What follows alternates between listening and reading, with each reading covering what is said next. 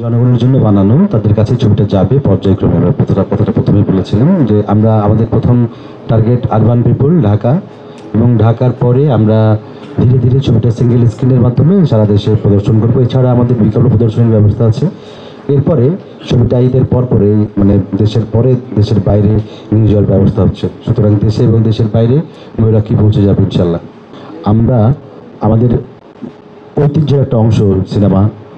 ঈদে ঈদে বড় বড় ছবিগুলো আসে একসাথে, এবং একটা কম্পিটিশন হয়, 4-5টা ছবি থাকে। আমরা একটার পর একটা ছবি ঘুরে ঘুরে দেখি কোনটার থেকে কোনটা ভালো হলো, কোনটাই কেমন ছিল, কোনটা নায়কের ভঙ্গি কেমন ছিল, নায়িকার প্রেম কেমন ছিল, আমরা এগুলো নিয়ে আলোচনা করি। এগুলো ঈদের আলোচনা।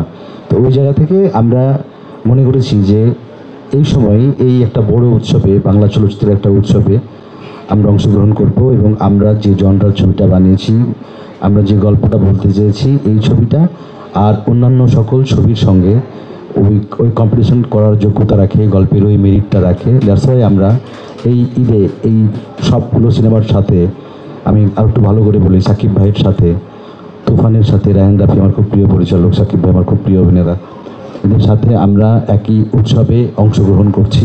আমরা কেউ কম্পিটিটর না। আমরা এই ইন্ডাস্ট্রিটা আমাদের, আমরা সবাই একে অপরের কাঁধে কাঁধ মিলিয়ে এই কুরবানি ঈদে বাংলা সিনেমার উৎসবে অংশ নিয়েছি। প্রথমে আমার টিজি বাংলা ভাষীভাষীরা, 50 কোটি বাংলা ভাষাভাষী পৃথিবীতে ছড়িয়ে আছে, কলকাতা এবং আর অন্যান্য দেশগুলোতে। আমাদের এই প্রথম টার্গেট এই বাঙালি কমিউনিটি। আমরা এই বাঙালি কমিউনিটিকে টার্গেট করে এই ছবিটা নিয়ে যেতে চাই।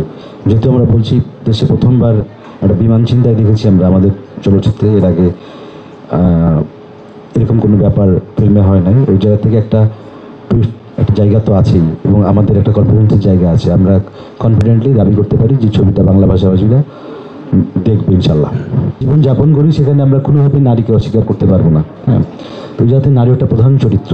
হ্যাঁ, আর আমি আসলে আপনার একটা কথার সঙ্গে ঠিক পুরোপুরি সহমত পোষণ করতে পারতেছি না যে নারী কেন্দ্রিক গল্প কম চলে। এরকম অনেক গল্প আছে আসলে, নারী কেন্দ্রিক গল্প চলে। হ্যাঁ হ্যাঁ, আমি আপনার সঙ্গে, আমি আপনার সাথে, হ্যাঁ হ্যাঁ, আমি আপনার সাথে সহমত। আবার কিছু জায়গায় দ্বিমত পোষণ করলাম আর কি। ধন্যবাদ। হ্যাঁ।